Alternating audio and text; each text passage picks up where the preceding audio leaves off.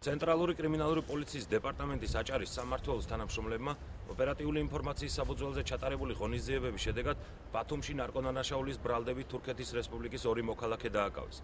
მათი პირადი და დროებითი საცხოვრებელი ბინის შხრეკისას განსაკუთრებით დიდი ოდენობით ნარკოტიკული საშუალება ჰეროინი და სუბოქსინის აბის ნატეხები ამოიღეს.